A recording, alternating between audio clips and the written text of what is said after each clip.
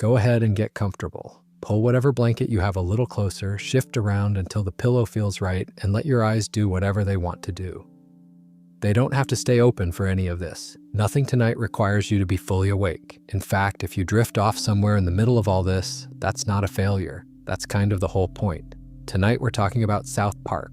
Specifically, we're talking about South Park and religion, which is a combination that has, over the course of nearly 3 decades, caused network panic, sparked international incidents, resulted in at least one beloved voice actor walking off the show forever, and produced 2 episodes that you genuinely cannot stream anywhere on Earth right now. Not because they were removed in the usual sense, because the threats that followed their announcement were credible enough that the network flinched and the episodes were censored and then quietly buried, and they have basically stayed buried ever since. That's the end of the story though, and we're going to get there. We're going to get to all of it, but we're going to take our time. Because the thing about South Park and religion is that it's not actually what most people think it is. The easy version of the story is that Trey Parker and Matt Stone are 2 irreverent guys from Colorado who built a career out of being offensive, and religion is an obvious target for offensive people, so they went after it. And that version isn't wrong exactly, but it's incomplete. Because when you actually sit with the show's religious episodes, when you trace the thread from the earliest seasons all the way through to what's happening now in 2025, you start to notice something. The show isn't really anti-religion. It's anti-certainty. It's anti-institution. It's deeply, almost stubbornly suspicious of anyone who uses faith as a lever to move people, regardless of which direction they're being moved. And that's a more interesting thing to spend a night thinking about than a simple takedown would be. So, that's what we're doing tonight. We're going to move through the religions South Park has touched one at a time, mostly in the order they became significant to the show. We'll talk about what the episodes actually said, what happened in the real world when they aired, and what, if anything, it all adds up to. And somewhere along the way, probably before we even get to the really controversial stuff, you'll fall asleep. And that's completely fine. That's the idea. If you drift off somewhere around Scientology, I completely understand. Honestly, that might be the healthiest possible response to learning what I'm about to tell you about that episode. Let's begin. Before we get into any specific religion, it helps to understand where Parker and Stone actually stand. Because their position, once you understand it, explains almost every creative decision they've made across 28 seasons of religious satire. The show's approach to religion, despite its wildly irreverent tone, has consistently revealed a level of intelligence and sophistication that its loudest critics tend to overlook. In almost every case, when you strip back the shock and the crudeness and the deliberate provocation, what you find underneath is that the show is targeting a very specific thing. It's targeting the greedy individuals and institutions who abuse and manipulate religious people. Not the belief itself, not the person in the pew who is genuinely looking for meaning. The system that profits from their looking. That distinction matters. And it's the key to understanding why the same show that depicted a statue of the Virgin Mary bleeding from a very specific anatomical location also produced one of the most sympathetic and philosophically generous portrayals of a Mormon family you'll find anywhere in American television. There's a line that's been written about the show that I keep coming back to. It goes, "God is not dead in South Park, but organized religion is." And that's exactly right. The show has never argued that there is no God. It has argued repeatedly and with increasing intensity that the organizations built in God's name have a troubling tendency to become more interested in their own perpetuation than in the people they were supposedly built to serve. That's the target. That's what the arrows are aimed at. It also helps to know a little about who Parker and Stone actually are, because their personal stakes in all of this are real. Matt Stone, who voices Kyle Broflovsky, is from a Jewish background and has described himself in interviews as an agnostic or atheist. He has written many of the show's episodes about Judaism himself. Trey Parker was raised in a household that was Christian adjacent but not deeply devout. Neither of them is a religious believer in any conventional sense. But neither of them has ever argued that religious belief itself is stupid or wrong. What they argue over and over and over again is that religious institutions are corruptible, that religious leaders are human beings with human failings, and that the moment anyone tells you they have the definitive answer to the nature of existence, you should probably check your wallet. That's the framework. Keep it in mind because it's going to come up every time we discuss one of these episodes. The target is never the faith. The target is always the people exploiting it. Now, Christianity. Christianity is by far the most visited religion in South Park's catalog. That's not a statement about bias, though we'll get into the complicated question of whether the show applies its satire evenly a little later. It's mostly a statement about the cultural environment Parker and Stone were writing for. They are American creators making a show primarily for American audiences, and the dominant religious framework of American life is Christian in one form or another. So that's the biggest target in their immediate field of vision. That's where they swung first, and that's where they've swung most often. But Christianity is also not a monolith, and South Park has never treated it as one. The show has gone after Catholicism, evangelical Christianity, mainstream Protestantism, and the phenomenon of Christian commercial culture as separate and distinct things. Each one gets its own treatment. Each one reveals something slightly different about what Parker and Stone think they're looking at. Let's start with Catholicism because that's where the show's religious satire first found its footing. The episode that really established the template was Red Hot Catholic Love, which aired in the 6th season in 2002. Father Maxey, the priest who has served as South Park's resident Catholic clergy member since the show's earliest episodes, travels to the Vatican to confront the growing institutional crisis of priests molesting children. That's the main plot. It aired in the middle of the real-world Catholic Church abuse scandal that was dominating the news cycle at the time, as investigation after investigation revealed the scope of abuse that had been happening within the church for decades and the systematic effort by church leadership to conceal it. South Park didn't soften the subject. It didn't find a way to treat it gently. It went directly at the institutional rot, the cover-up culture, the gap between what the church preached and what was happening behind closed doors. And the reason the episode works, the reason it lands as something more than pure provocation, is that Father Maxey himself is not the villain. Father Maxey is appalled. Father Maxey is trying to do something about it. The villain in the South Park framing is the system, the hierarchy, the structure that has become more interested in protecting itself than in protecting the people in its care. That's the pattern. That's the South Park move. Give the individual believer a measure of dignity and aim the real fire at the institution. 16 seasons later, the show returned to the same subject with A Boy and a Priest. The specific observation of that episode, the one that made it land differently from Red Hot Catholic Love, was that public awareness of the abuse crisis had shifted. In 2002, people were still shocked. By 2018, when A Boy and a Priest aired, people had largely stopped being shocked. The joke had evolved because the cultural relationship to the subject had evolved. The episode wasn't trying to expose something hidden anymore. It was trying to say something about how we process ongoing institutional failure, about the way outrage fades and becomes dark humor because dark humor is easier to carry than sustained rage. I find that arc genuinely interesting, if I'm being honest. The show tracks something real about the way the public relationship to that scandal changed over 2 decades. That's not nothing. That's a cartoon paying attention. The episode that generated the most immediate real-world backlash from the Catholic community, though, was Bloody Mary, which aired at the end of the 9th season in 2005. The episode depicted a statue of the Virgin Mary apparently bleeding from a very specific part of her anatomy, and it depicted Pope Benedict XVI getting that blood on his face during what the town interpreted as a miracle. The Catholic League for Religious and Civil Rights was not amused. They launched a campaign to have the episode pulled from air permanently, to have it removed from any future broadcast or home media release, and to have Comedy Central issue a formal apology. Comedy Central did not apologize. The episode continued to air. It was included in the Season 9 DVD release. The Catholic League lost every battle it chose to fight over Bloody Mary, and the episode exists today in the same state it always did. I want to sit with this one for a second because Bloody Mary is one of those South Park episodes where the question of whether the show is being equally provocative across all its targets becomes relevant. Parker and Stone have always argued that they will satirize every religion with equal irreverence, that no belief gets special protection from them. And mostly that's true. But Bloody Mary specifically targets a symbol that is deeply sacred to millions of people.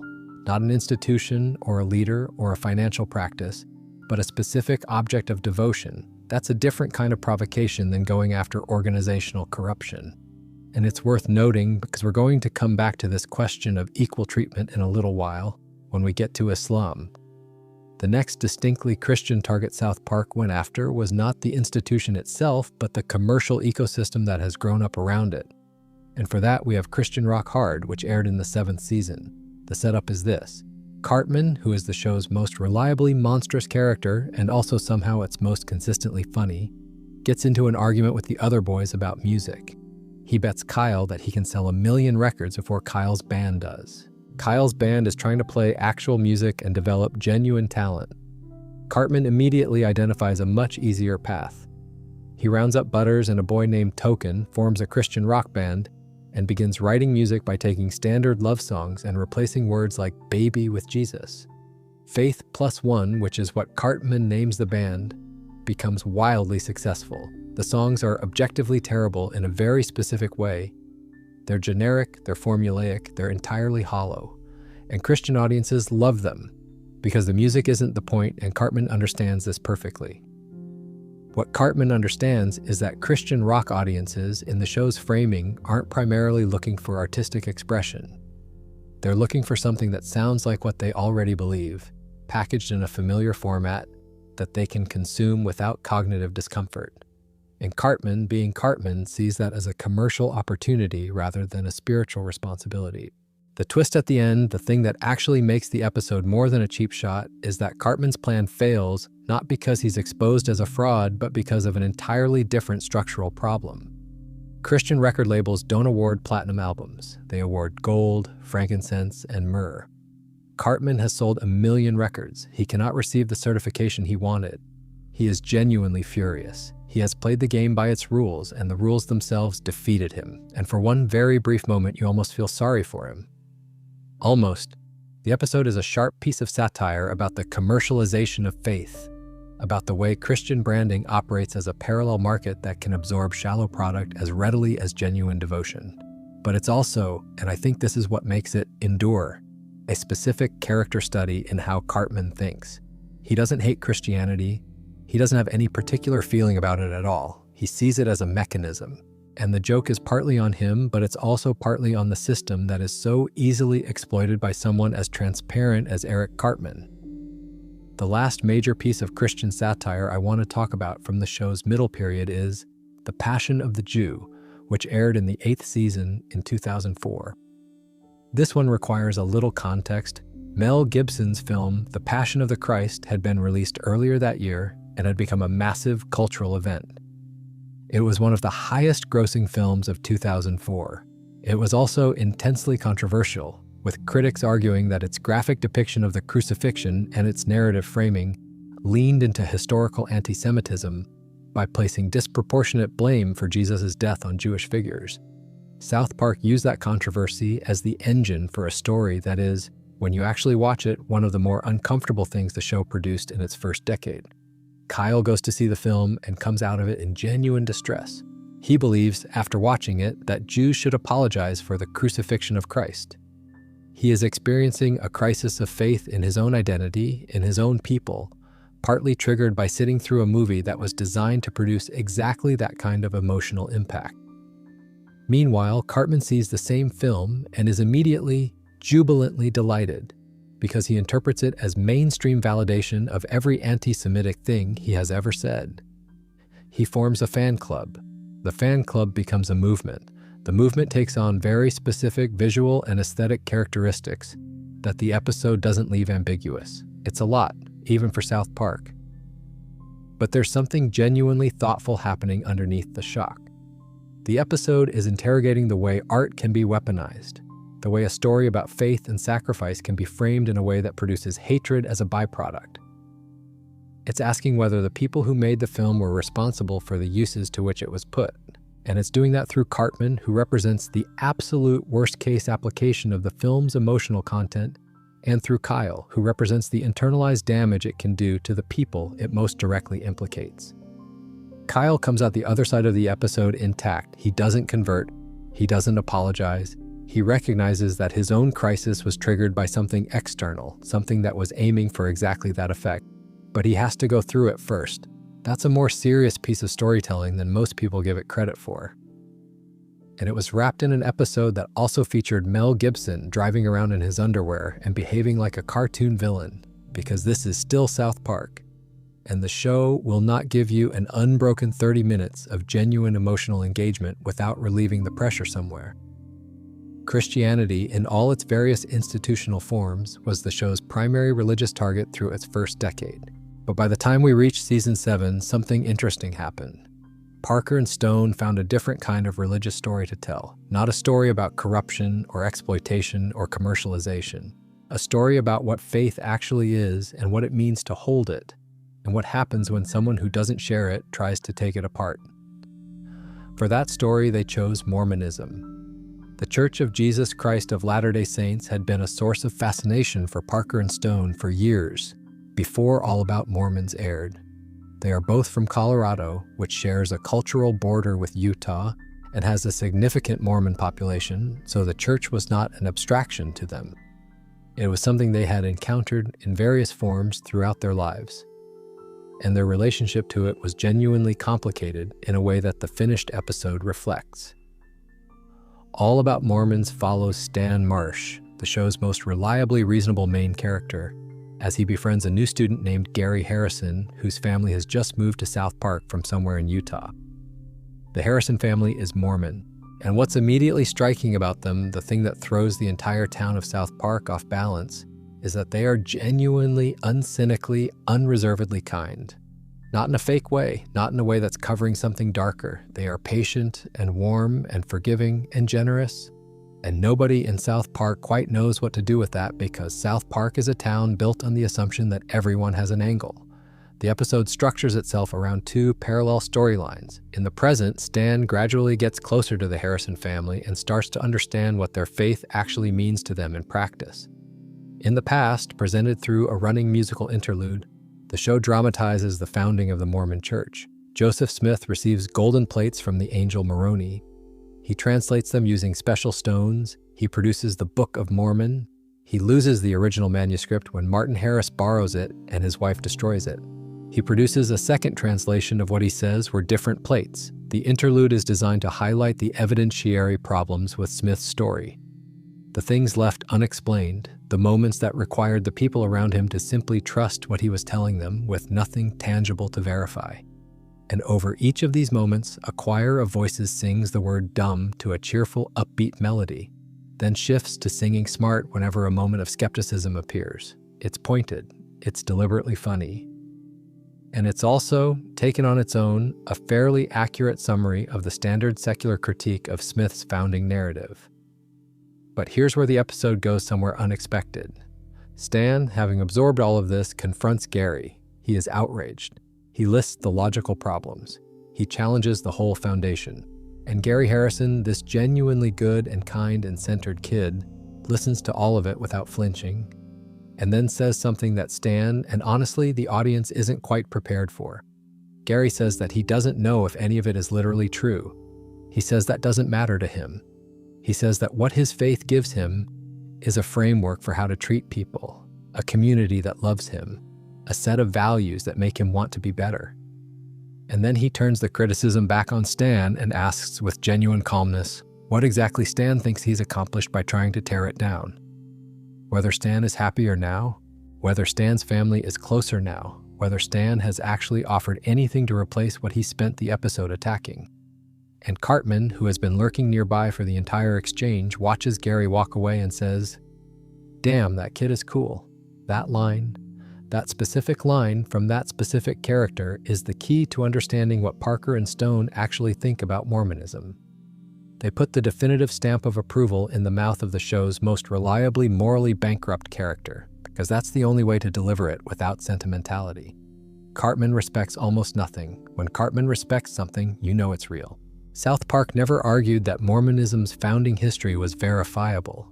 The episode is very clear-eyed about the evidentiary gaps, but it also argued with equal clarity that the personal and communal value of a religious tradition is not entirely dependent on the literal truth of its founding documents, and it argued that skepticism deployed without compassion is its own kind of arrogance. I don't know about you, but when I first watched this episode, I was not expecting the Mormon kid to be the wisest person in the room by the end.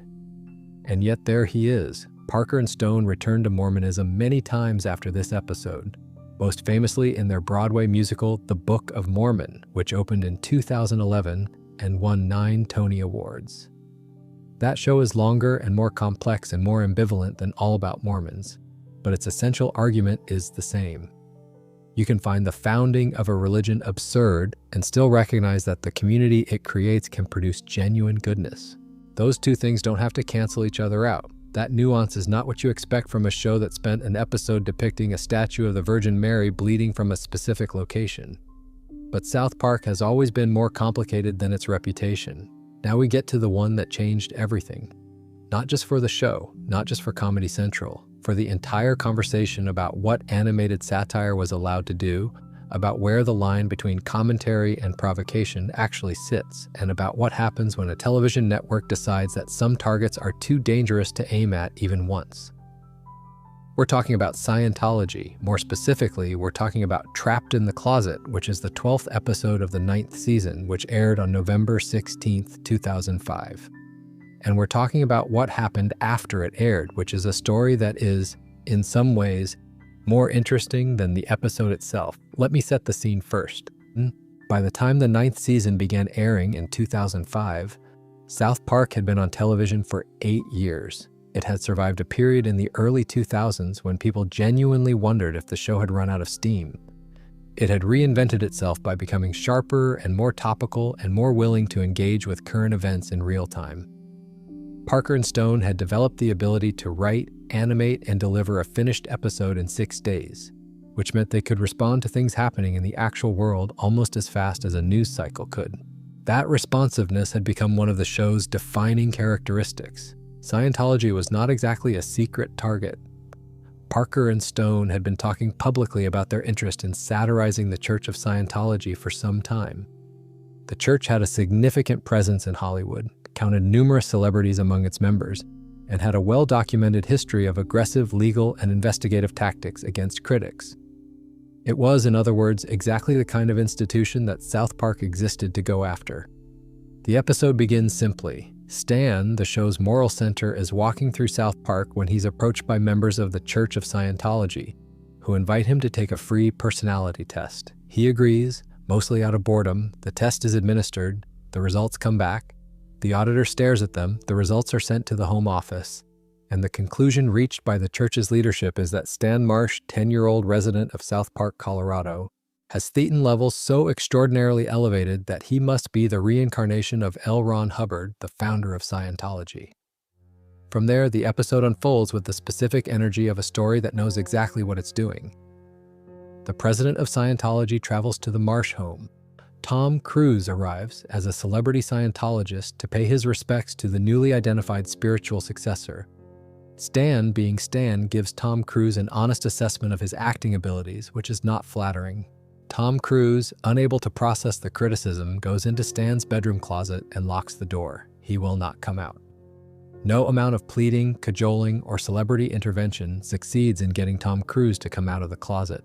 John Travolta arrives. He also goes into the closet. R. Kelly arrives, and through a series of escalating dramatic song segments, also ends up in the closet. Nicole Kidman tries to coax Tom Cruise out. She cannot. The running joke of Tom Cruise not coming out of the closet sustains itself for 22 unbroken minutes, with total commitment and without ever quite crossing the line that would have made it legally actionable. But the episode's most significant creative decision was not the Tom Cruise joke. It was the sequence in which the president of Scientology explains to Stan the foundational mythology of the church.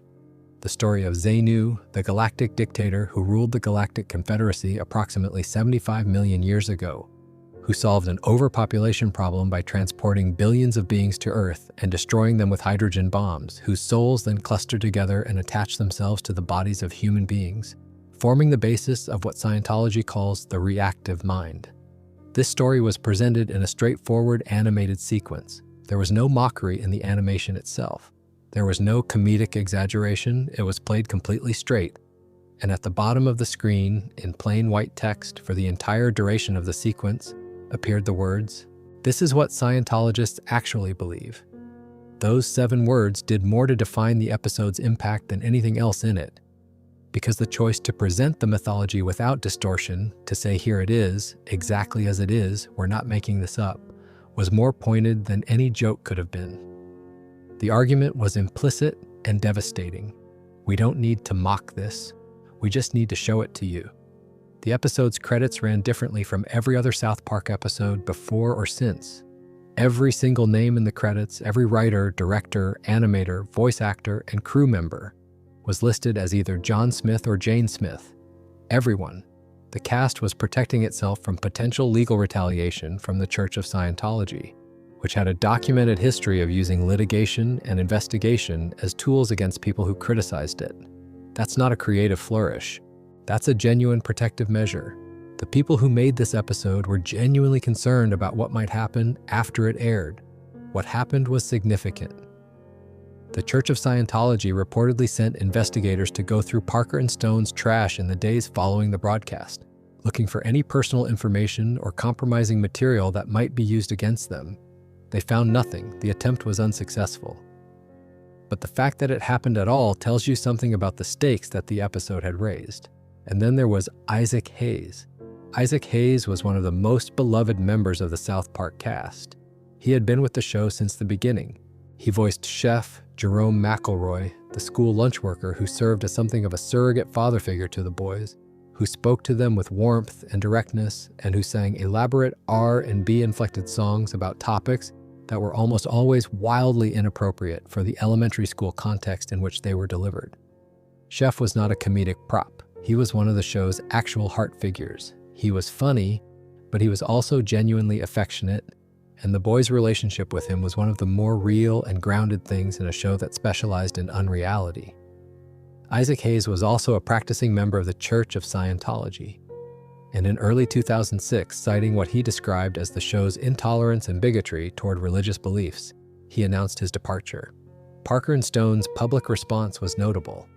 They pointed out, with complete accuracy, that South Park had spent 9 seasons making jokes at the expense of every religious tradition they could find.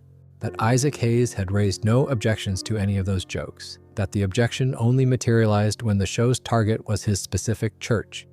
They argued that this was not a principled stand against religious mockery. It was a member of a specific organization protecting that organization while having no problem with everyone else getting hit.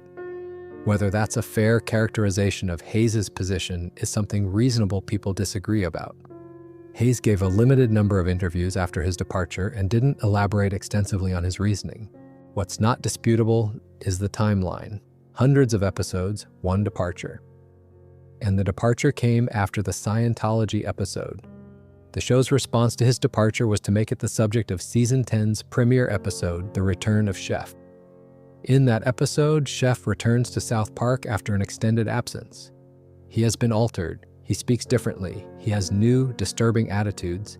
He has, it eventually becomes clear, been brainwashed by a shadowy organization called the Super Adventure Club, a group that travels the world and do immoral things to younger men.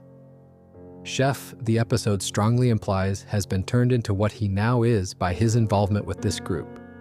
And at the end of the episode, Chef dies in a series of catastrophic physical accidents that are among the most extreme things the show has ever depicted. And then, in the episode's final shot, appears to be resurrected in a demonic form by the Super Adventure Club's leader. The episode was built almost entirely out of spliced and rearranged audio from Hayes' previous recordings. His voice was there, but he had not recorded anything new. Every line was assembled from existing material. It was technically and emotionally extraordinary, and it was clearly produced in a state of genuine anger. Kyle's closing speech explicitly blamed Chef's corruption on the Super Adventure Club and noted that before joining the club, Chef had been a good person. It was a message about Isaac Hayes as much as it was about the character. The show was saying, we don't blame the person. We blame the organization that got to him. Which is, of course, exactly the same framework they apply to religious institutions throughout the show's run. There's something both principled and brutal about that response. They held to their position, they applied the same analytical framework they always applied. And they did it in a way that was going to hurt, because the thing they were anatomizing was a departure that had genuinely hurt them.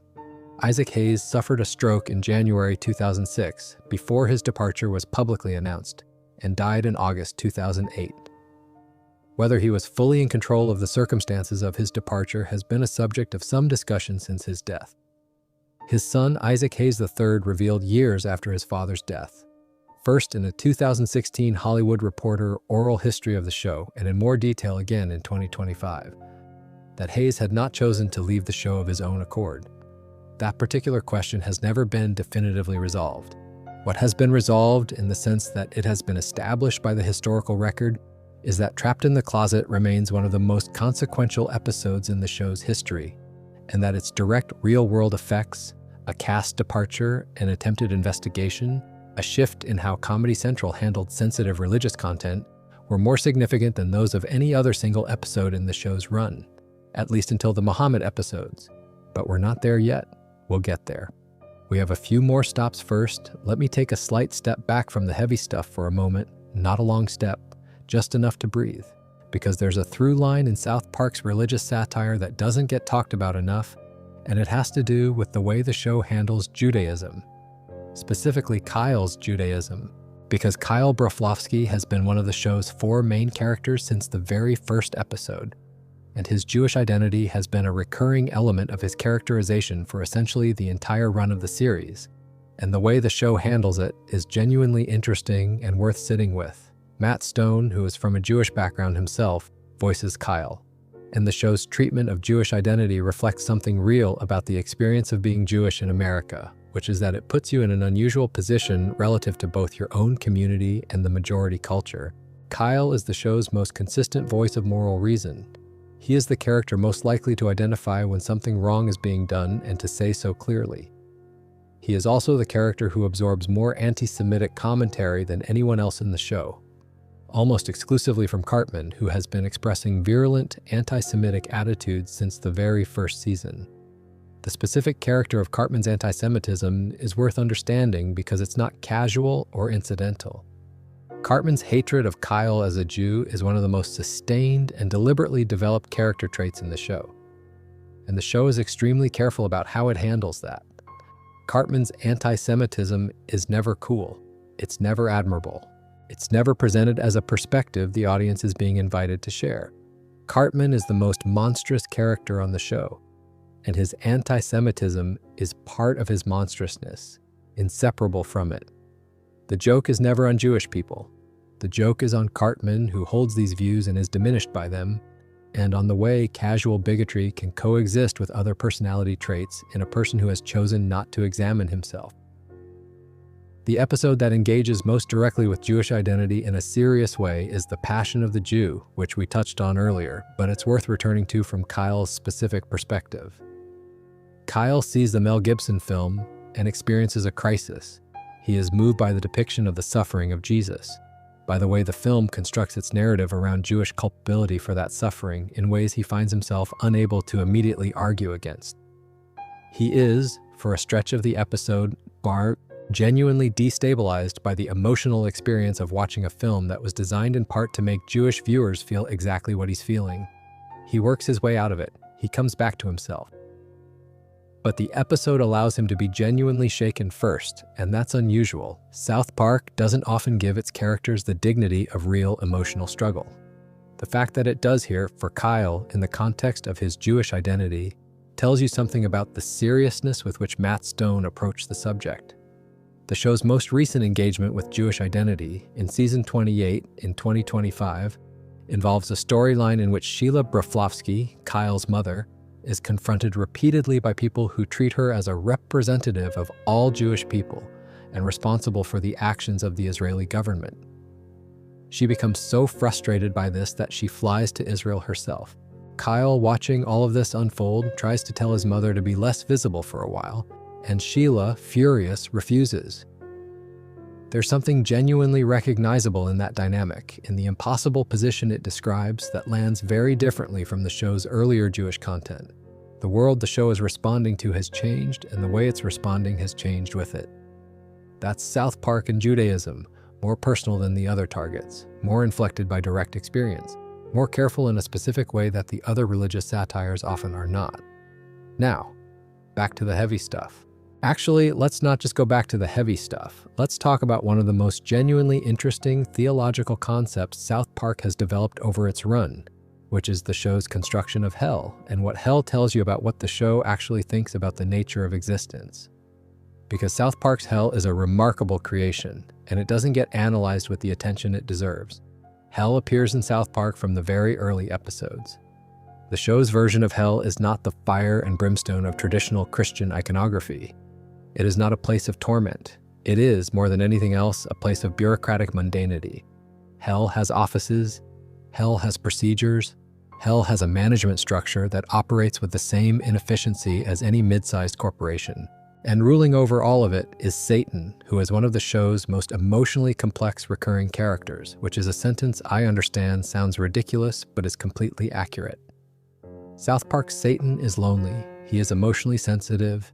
He is constantly in relationships that are wrong for him, relationships with partners who don't appreciate his depth or his feelings or his genuine desire for connection. In the early seasons, his most significant relationship is with Saddam Hussein, who is depicted as a controlling, manipulative narcissist who uses Satan's genuine love for him as a lever, who is dismissive of Satan's emotional needs while demanding total devotion. Saddam Hussein, the former dictator of Iraq, is Satan's abusive boyfriend in South Park. And the way the show plays that relationship with real attention to the psychology of an emotionally unequal dynamic is one of the stranger and more affecting things it has ever done. Satan eventually leaves Saddam. He tries other relationships. He gets therapy or something like it. He tries to figure out what he actually wants. And across all of it, he is portrayed with a degree of genuine sympathy that is completely incongruous with his role in human religious tradition as the embodiment of evil, and completely consistent with the show's overall approach, which is to complicate every figure it touches, to refuse easy categories, to find something recognizable in even the most symbolic constructs. Satan dies in season 22, killed by Man-Bear-Pig, the show's recurring representation of climate change. That's another conversation. But the point is that Satan's arc across 2 decades of the show is a genuine character arc, with growth and setbacks and relationships and loss, and it treats the mythological figure of Satan with more psychological nuance than most dramatic works do. What does this tell us about what South Park believes? I think it tells us that the show is not interested in the binary. Not good versus evil, not God versus Satan, not faith versus reason. The show is interested in the mess in between, in the way that even the figures we've designated as purely one thing or another turn out to be complicated when you look at them closely. Satan is cruel and lonely and occasionally kind and deeply needy and capable of real affection.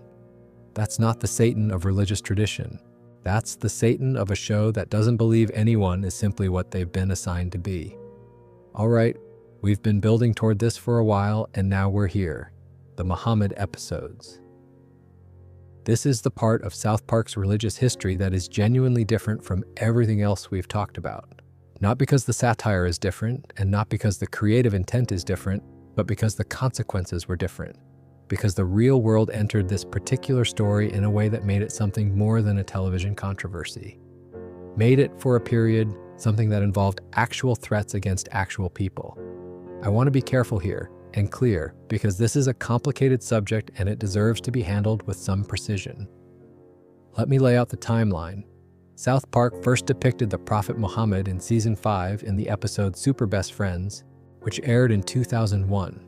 The episode's premise involves a David Blaine cult that has taken over South Park, and Jesus assembles a team of religious figures to counter it. The team is called the Super Best Friends. Its members include Jesus, Moses, Krishna, Buddha, Joseph Smith, Lao Tzu, a character called Seaman who functions as an Aquaman parody, and Muhammad. Muhammad is depicted on screen, animated, and voiced. He has a superpower, which is the ability to create fire. He appears alongside the other religious figures as an equal member of the team. He is not mocked, he is not demeaned, he is simply present. The episode aired. There was no controversy, no protests, no statements from religious organizations, no network intervention. The episode remained in syndication and was available for streaming without interruption.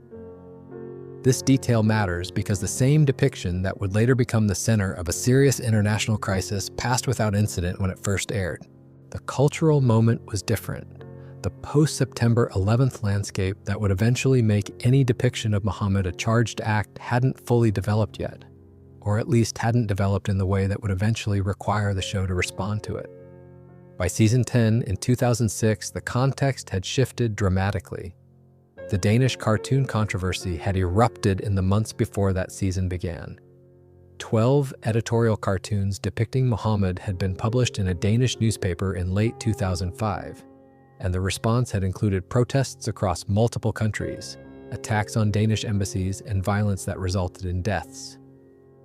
The global conversation about depictions of Muhammad had become impossible to have without reference to these events. South Park responded with the Cartoon Wars two-parter. The setup is characteristically indirect. The show isn't going to simply draw Muhammad and dare you to react. Instead, it builds a fictional version of the controversy around Family Guy, the animated show on Fox that Parker and Stone have always had a complicated relationship with creatively. In Cartoon Wars, the people of South Park learn that Family Guy is planning to broadcast an episode featuring an image of Muhammad. The town debates whether this should be allowed. The episode interrogates the question of whether some subjects are too sensitive for comedy, whether the risk of violent reaction should be enough to constitute a veto over artistic expression. Cartman's position in this episode is notable. Cartman is against showing the Muhammad image, but his reason is not principle. His reason is that he wants to use the controversy to get Family Guy taken off the air because he personally hates Family Guy. He is, as always, pursuing a purely selfish objective under cover of a position that sounds principled. The episode is partly a satire of how people adopt outrage as a tactical tool, how the stated concern isn't always the real concern. The actual depiction of Muhammad in the Family Guy episode within South Park was censored by Comedy Central before broadcast. A black bar was placed over the relevant footage. Parker and Stone were not happy about this. They said so publicly. The decision was made by the network, not by the creative team, and the distinction mattered to them. Then came 200 and 201. These two episodes aired back-to-back in April 2010 and were specifically designed as a landmark, the 200th and 201st episodes of the show. Parker and Stone wanted to mark the occasion with something significant, and what they chose to do was revisit every celebrity and institution the show had ever satirized. The episodes feature a coalition of celebrities, all of whom have been mocked by South Park at some point during its run, who have assembled to sue the town of South Park for defamation. Their demand is straightforward. They want Muhammad. Specifically, they want to possess whatever magical property allows Muhammad to be immune from mockery, so that they can share in that immunity. The framing is clever and pointed. The show is explicitly identifying Muhammad's untouchable status as itself a kind of power, a meta-commentary on the way the threat of violence can function as a form of censorship. The celebrities aren't asking for respect. They're asking for the protective force field that comes with being someone that comedians are afraid to satirize. They want the fear, not the reverence. Muhammad appears in both episodes in various forms. At various points, he is concealed in a bear suit. There are debates within the episodes about whether it is permissible to show him.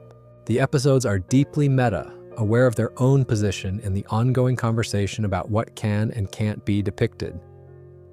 After the episodes were announced, an organization called Revolution Muslim published a post online that included the address of Comedy Central's New York office and the address of Parker and Stone's California production company, along with what was characterized as a warning about what happened to the filmmaker Theo van Gogh, who was murdered in the Netherlands in 2004 after making a film critical of Islam. The post was framed as something less than an explicit threat, but something more than casual commentary. Comedy Central's response was significant. They censored the episodes more heavily than any previous South Park episodes had been censored. All references to Muhammad's name in the audio track were bleeped. Visual depictions were obscured. A speech at the end of the episode that was not, apparently, specifically about Muhammad, but was a general statement about fear and censorship and cowardice, was bleeped in its entirety. Parker and Stone have said publicly that this was done without their involvement or consent.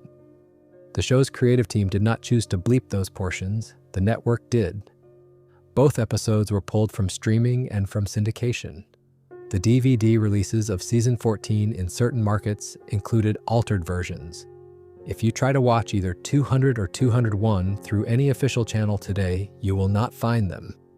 They exist in incomplete versions that were not what their creators made, and the complete versions that were made are functionally unavailable through any legal means. Parker and Stone released a statement that was, by their standards, unusually direct. They expressed their disappointment with Comedy Central's decision. They did not dress it in humor. They said plainly that they believe in the principle of equal treatment, that they believe if one religion can be satirized, all religions should be equally subject to satire, and that the decision to censor these specific episodes represented a departure from that principle driven by fear rather than by any coherent editorial policy. I want to sit with this for a long moment because I think it deserves more than a quick summary. The question at the center of this story is genuinely hard. On one side, there is the principle that a free society does not allow violent threats to determine what can and cannot be said or depicted. On that side, the argument is that capitulating to those threats, even for understandable safety reasons, normalizes the use of violence as a censorship mechanism and produces more of it. If threatening people works, people will threaten. On the other side, there is the reality that these were real people, that Parker and Stone's home addresses were published online alongside a reference to a murder, and that the network's decision to protect its employees from potential violence is not obviously wrong, even if it sets a troubling precedent. South Park has never resolved this tension cleanly. The show has continued to treat every other religion with irreverence. The Muhammad episodes remain unavailable. The principle of equal treatment that Parker and Stone articulated has, in practice, not been fully applied, because the reality of the situation made fully applying it dangerous in a way that satirizing Catholicism or Mormonism or Scientology never was.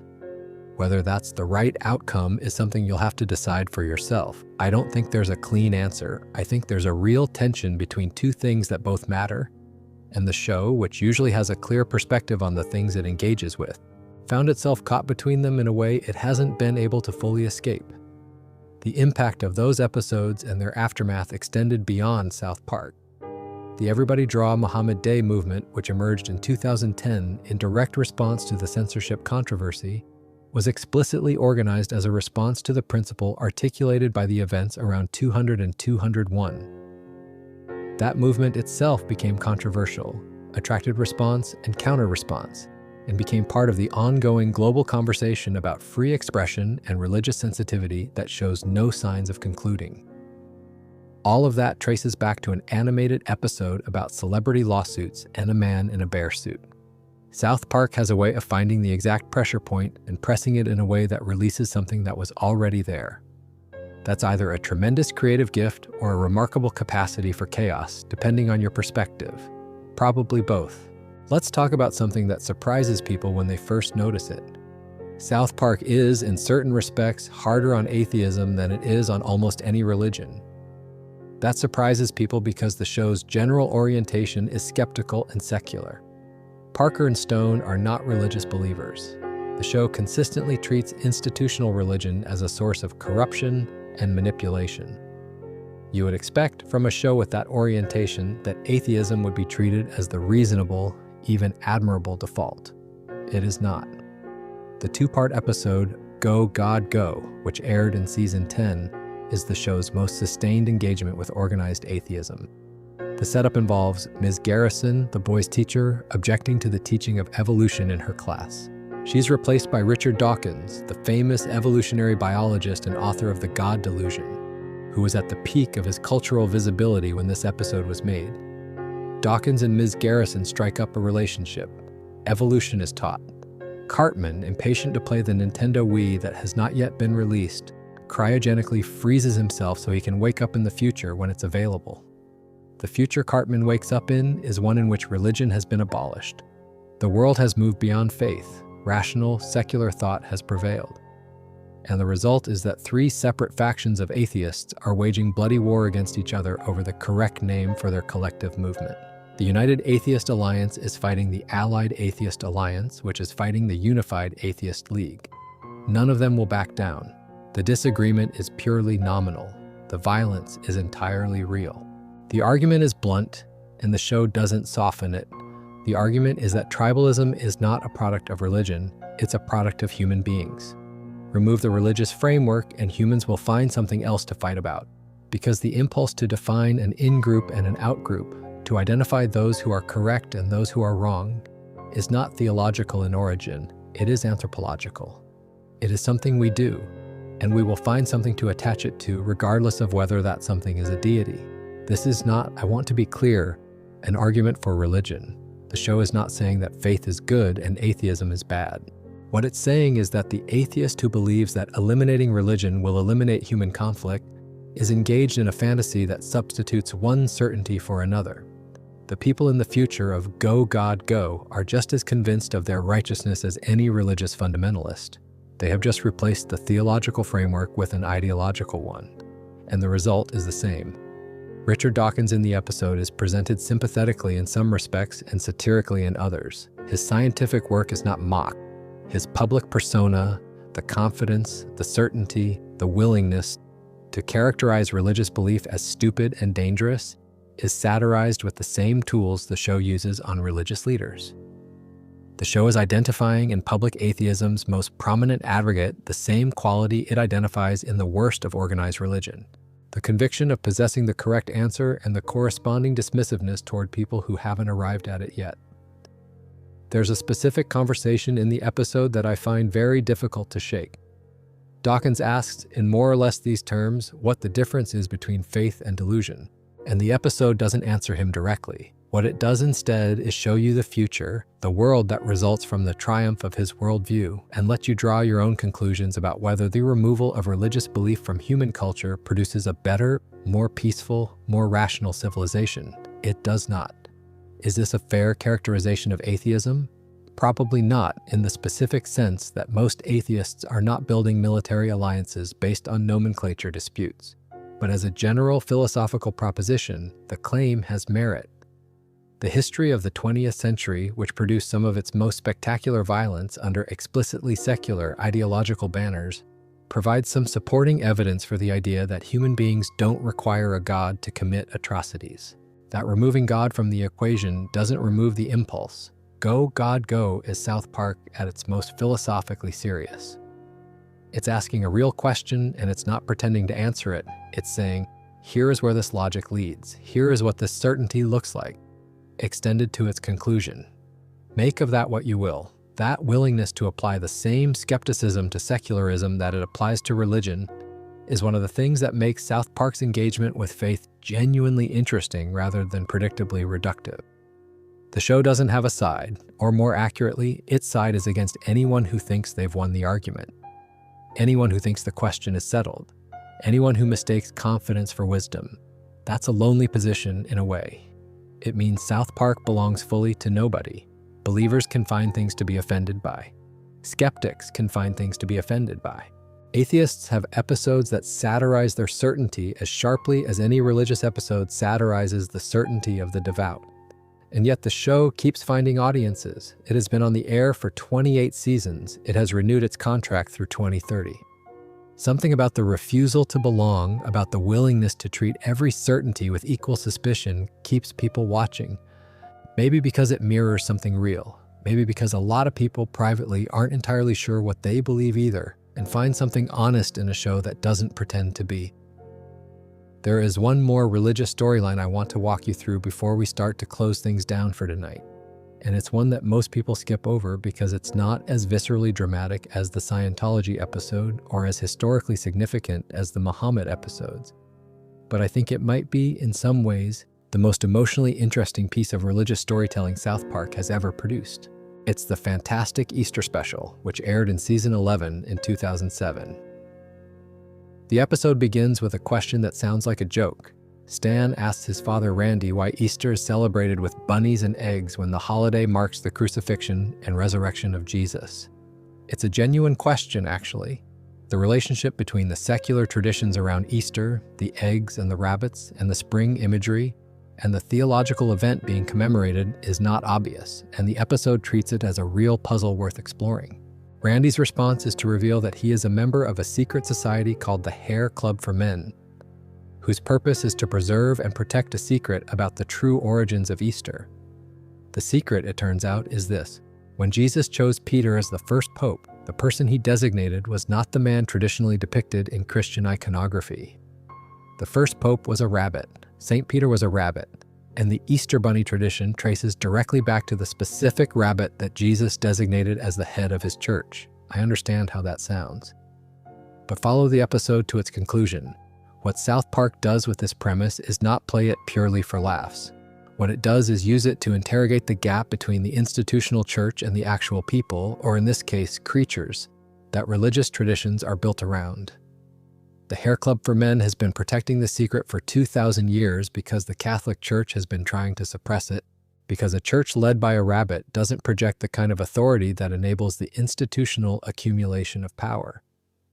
The historical church chose to write the rabbit out of its own founding story because the rabbit was inconvenient. There's something in that which isn't purely satirical.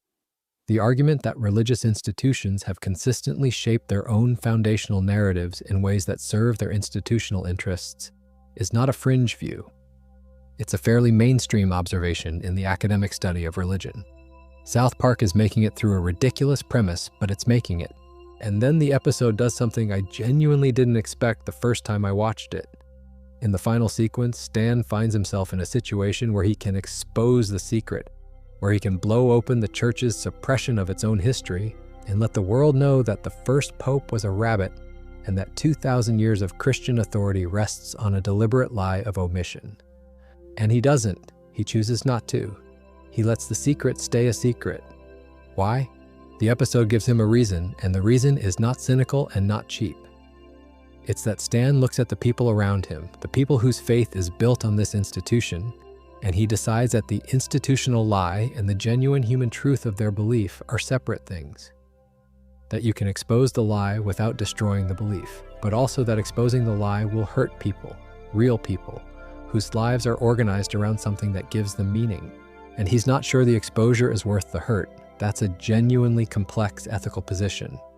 And South Park, which usually resolves its episodes with a blunt moral statement from Stan or Kyle about what the right answer is, leaves this one open. Stan makes his choice. The choice is defensible. Another choice would also have been defensible. The show trusts you to sit with that. I find that ending more affecting than anything in the Scientology episode. Because it doesn't have a punchline, it just has a 10-year-old kid trying to figure out the difference between truth and harm, and deciding that sometimes those are the same thing and sometimes they're not, and trying to work out which situation he's in. That's harder than anything South Park usually does. And the fact that it's buried in a ridiculous plot about a secret society of rabbit protectors is exactly the kind of thing that makes the show, at its best, genuinely irreplaceable. Let's take a breath here. If you're still awake at this point, thank you for staying with me. If you drifted off somewhere around the second Scientology section, I completely understand, and everything we've covered is still there when you come back to it. The whole point is that there's no wrong way to be here tonight. You don't have to absorb all of this at once. You don't have to absorb any of it, really. The voices are just something to fall asleep to. The ideas are just something to carry you there. But I want to talk about a few more things before we start winding down, because there are pieces of this story that tend to get left out when people describe South Park's relationship with religion. Pieces that are actually essential to understanding what the show is doing and why it's lasted as long as it has. Let's talk about the evangelical tradition, not Catholicism, not mainstream Protestantism, the specific American phenomenon of evangelical Christianity, televangelism, faith healing, and the prosperity gospel, because South Park has gone after this particular corner of the Christian world multiple times in ways that are different in tone from its treatment of institutional Catholicism. The earliest sustained look at evangelicalism in the show came in seasons 4 and 5 across a 2-part episode called Do the Handicapped Go to Hell, and the follow-up episode called Probably. These 2 episodes run back-to-back and share a storyline that is, by the show's standards, genuinely unusual in its emotional register. The boys become terrified of hell after a particularly vivid sermon from Father Maxey. They begin to believe that unless they confess their sins and receive baptism, they will be condemned to eternal suffering regardless of how they live their lives. This strikes them as cosmically unjust, and the episode takes their fear seriously, treating it as a real emotional state that children can experience in the context of certain religious instruction. The fear of hell as a child is not something South Park plays purely for laughs. There's something genuinely uncomfortable about it, something that the episode sits with before moving through it. Cartman characteristically identifies the fear as an opportunity. He sets himself up as an evangelical preacher, delivers sermons to his classmates, and begins collecting donations. The faith healing segment, in which Cartman cures ailments through the dramatic laying on of hands while collecting money from audience members, is a precise and devastating parody of the prosperity gospel format. The show understands the mechanics of that tradition with a specificity that suggests Parker and Stone have spent time actually watching it. What the evangelical parodies in South Park tend to have in common is an attention to the economic structure of the enterprise. The prosperity gospel specifically attracts the show's sharpest attention because it is, in its most explicit forms, a theology of financial transaction. Give money to God's representative on earth, and God will return it to you multiplied. It is, if you look at it with a certain clarity, a pyramid scheme with theological branding. And South Park is very good at identifying pyramid schemes. But the show also takes care in these episodes to distinguish between the operators of the scheme and the people participating in it. The congregation members who are handing over their money are not stupid. They are not primarily gullible. They are often desperate, often looking for some framework that makes the difficulty of their lives legible, some structure that promises meaning and outcome from suffering. That the structure exploits them doesn't mean their underlying need is contemptible. South Park, at its best, holds that distinction. The evangelical parodies continued across the show's middle seasons, sometimes as primary storylines and sometimes as background elements that reflect something about the broader cultural moment.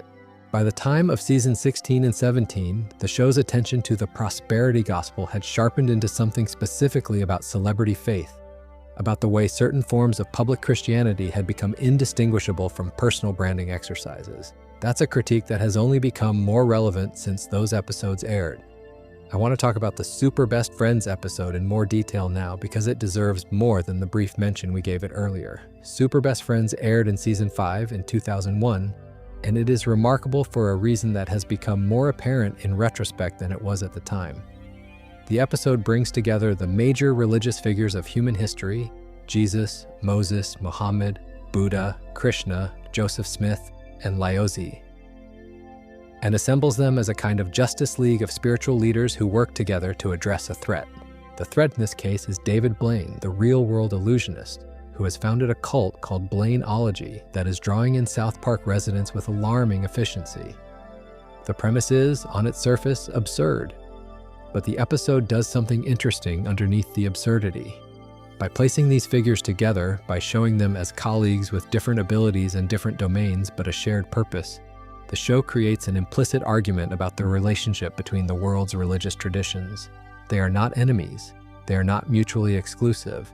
They are separate expressions of something that, in the show's construction, they all share: a commitment to something beyond human selfishness, an orientation toward the good, an opposition to manipulation and exploitation, which is what David Blaine represents. Moses, in the show's universe, manifests as a giant, shimmering, geometric form that speaks in a resonant voice and requires a specific code phrase to be summoned.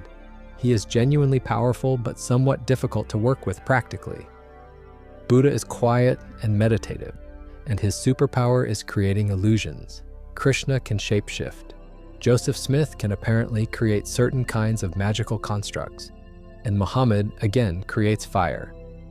The episode's actual plot involves the Super Best Friends being required to defeat a giant stone, Abraham Lincoln, that David Blaine has animated, and the solution they arrive at is to build an even larger stone, John Wilkes Booth, and use it to shoot the Lincoln construct. This is the kind of logic that makes South Park both infuriating and brilliant. The absurdity is the point. The solution to one historical figure's power is another historical figure's violent legacy. The show is saying something about American mythology while simultaneously doing a joke about giant stone robots. What I find genuinely moving about this episode when I watch it with the knowledge of what came after is that it represents a moment before the consequences arrived. Muhammad was simply present. He was a member of the team. he was treated with exactly the same combination of respect and absurdity that every other religious figure received. And the world was, for that brief moment, a place where that was fine. By the time the show tried to revisit that same premise 9 years later, in 200 and 201, the world had changed enough that the attempt resulted in censorship, in threats, in 2 episodes being essentially removed from the accessible record of the show's history. The Muhammad who could appear quietly in Super Best Friends in 2001 could not appear at all in 2010 without triggering a crisis. That arc, the journey from uncomplicated presence to impossible absence, tells you something real about what happened in the intervening decade. Something that is bigger than South Park, bigger than Trey Parker and Matt Stone, bigger than Comedy Central's editorial decisions. Something about how the global conversation around Islam and representation and violence changed in ways that made the simple, casual inclusion that was possible in 2001 functionally impossible in 2010. I don't know what to do with that exactly. I don't think anyone does. Let me talk about another angle on the show's religious satire that doesn't get covered often enough, the angle of what it does with world religions beyond the Western tradition.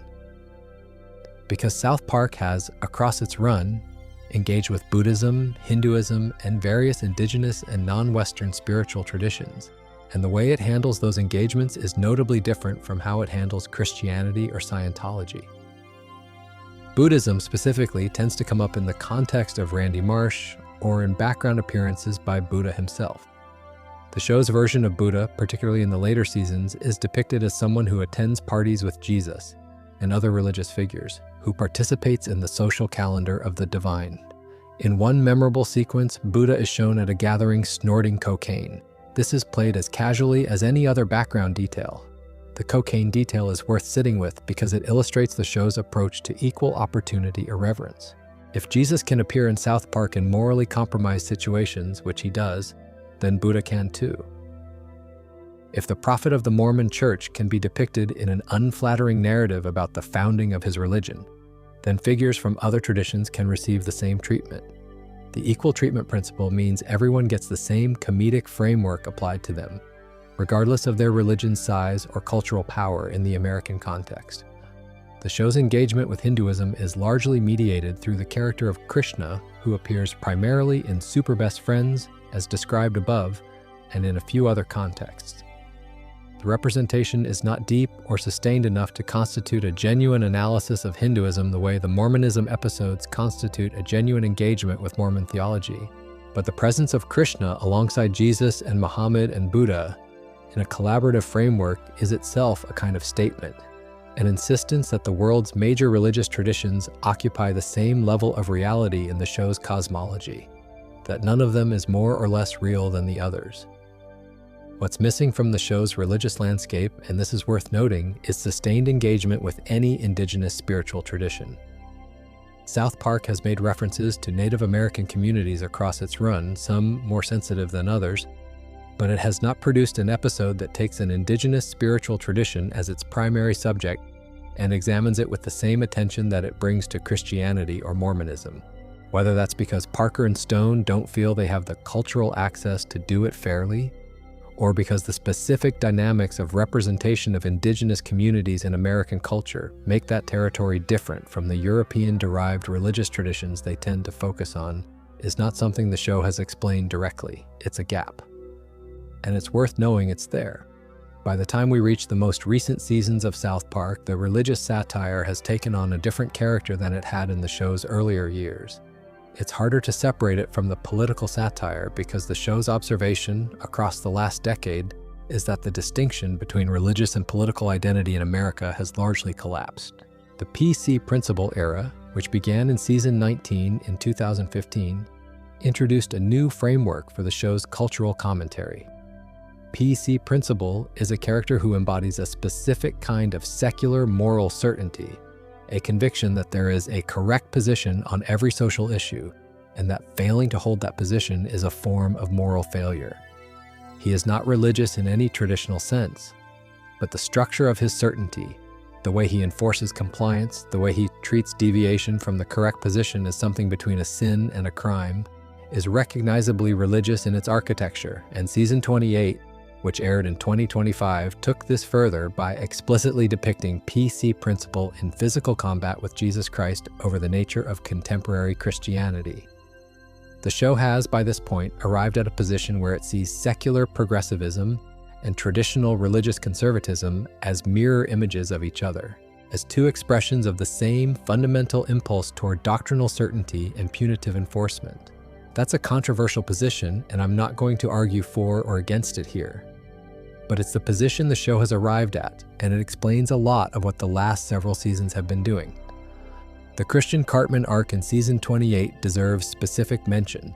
Cartman, who has spent 30 years of television time being the show's primary vehicle for demonstrating the toxicity of prejudice and self-interest, converts to Christianity in season 28. What this means for Cartman is not a transformation. It means he finds a new framework within which to pursue the same objectives he has always pursued. The conversion is not genuine in the theological sense. It is tactical. It is Cartman recognizing that a particular kind of Christian identity offers a certain kind of social positioning, a certain kind of permission structure, a certain kind of community loyalty, and deploying all of that for his own purposes. It is, in other words, exactly what the show has always argued religious identity can be used for when it's in the wrong hands, and it is delivered through the character who has always been the show's clearest demonstration of what the wrong hands look like. There's something almost elegant about that. After 30 years of using Cartman to satirize bigotry and self-interest and manipulation, using him to satirize a specific deployment of religious identity is the natural evolution. He didn't change. The context changed around him, and the show adapted his function to match the new context. Now let me tell you something that I think is genuinely underappreciated about the show's religious satire as a whole, across its entire run. Something that becomes clear when you step back from any individual episode and look at the pattern. South Park has never produced an episode that argues you should stop believing in God. Not one. It has produced dozens of episodes that argue you should question the institutions that claim to speak for God. It has produced episodes that challenge specific theological claims. It has produced episodes that skewer the commercial exploitation of faith and the political weaponization of religious identity. But it has never made the direct argument that religious belief itself is a mistake or a delusion or something that reasonable people should be embarrassed by. That's a meaningful restraint for a show that doesn't exercise restraint about very much. I think the reason for it is something Matt Stone said in an interview years ago when he was asked about the show's approach to religion. He said essentially that what he's interested in is the way organizations use religion, and that the people sitting in churches and synagogues and mosques on their respective holy days, the people genuinely grappling with questions of meaning and mortality and how to live, are not the people he wants to go after. Those people, he suggested, are doing something real and important, even if the institutions they're doing it within have become corrupted or cynical. That's a position that the show's behavior has been broadly consistent with across 28 seasons. The individual believer, the person genuinely seeking, is generally handled with something approaching respect, or at least a recognition that their seeking is legitimate. Gary Harrison, the Mormon kid. The congregation members who give money to a televangelist not because they're stupid, but because they need what he's promising. The rabbis and priests and imams who actually believe in what they're doing, who haven't made the calculation that their faith is a vehicle for their ambition. These people are in the show. They're there. They're treated differently from the leaders who exploit them and the institutions that have forgotten why they were built. And I think that's what has allowed South Park's religious satire to land with such durability across such a long run, across such radically different cultural moments, because it is, at its core, a humanist enterprise, not a nihilist one. It's not saying there's nothing there. It's saying the institutions built around the something have too often betrayed the people who came to them looking for it. That's an old argument. That argument predates South Park by centuries. You can find it in the Reformation, in the Enlightenment, in every period of significant religious reform throughout human history. South Park didn't invent it. What it did was find a way to make it funny and visceral and immediate and repeatable across 28 seasons without ever quite exhausting it. Because the underlying condition hasn't been exhausted. Because religious institutions are still finding new ways to prioritize their own perpetuation over the people they were built to serve. Because the Cartmans of the world are still finding new frameworks to exploit. because the Gary Harrisons are still occasionally managing to be the wisest people in the room. I want to talk about one more thing before we start to close. The show's Season 5 episode, Starvin' Marvin in Space, doesn't get discussed in conversations about South Park and religion, but I think it should, because it addresses something that the more famous religious episodes tend to leave aside. It addresses the relationship between religious mission and genuine human need. Starvin' Marvin is a character who first appeared in the show's first season, Season 1, in an episode of the same name that aired in 1997, a boy from Ethiopia who the boys encountered and befriended in what was, honestly, an episode with some elements that haven't aged particularly well. But in his second appearance in Season 3's Starvin' Marvin in Space, the episode constructs a scenario in which Marvin has found a spaceship and is trying to use it to find a new world for his people. The obstacle he keeps encountering is Christian missionaries. The missionaries are not depicted as evil people. They are depicted as people who genuinely believe they are doing something good, something necessary, something that is more important than the food and water and material aid that the people they are visiting desperately need. They bring Bibles, they conduct services, they take photographs that they will use in fundraising materials. And the people in the village are starving. The episode makes the argument that a certain kind of religious mission, one that prioritizes theological transformation over material need, that treats the conversion of souls as more urgent than the survival of bodies, is a form of institutional failure even when it's practiced by people with genuinely good intentions. The missionaries in the episode are not hypocrites. They believe everything they're doing. Their good intentions are, in the show's framing, part of the problem, because good intentions don't feed anyone. That's a harder argument than most of what the show does. It's not going after corruption or cynicism or commercial exploitation. It's going after a sincere theological position and arguing that sincerity doesn't validate it. That you can be genuinely, thoroughly good-hearted and still cause harm by prioritizing what you believe souls need over what bodies are actually asking for. I don't know if that argument is right. I think it's complicated. I think the history of missionary work involves a lot of both of those things, genuine service and genuine imposition, and that the relative weight of each varies enormously across time and place and specific institution. But the episode makes the argument clearly and without comfort, and it does so in a context where the target is not an institution's leadership, but an institution's sincere rank and file. And that's unusual enough to be worth noting. Let me slow down here because there's a part of South Park's religious history that I haven't given enough attention to, and it runs all the way back to the show's earliest seasons. Back to the period before the show had developed its full satirical vocabulary, before it had figured out exactly what kind of show it wanted to be. But when it was already asking the questions that would define it for the next 3 decades. Season 3, Episode 16. It's called Are You There, God? It's Me, Jesus. The title is, of course, a reference to the Judy Blume novel. But the episode's actual subject is something the show would return to many times across its run: the gap between what religion promises and what it delivers. The premise involves the millennium. The year 2000 is approaching, and the residents of South Park are collectively anticipating something miraculous.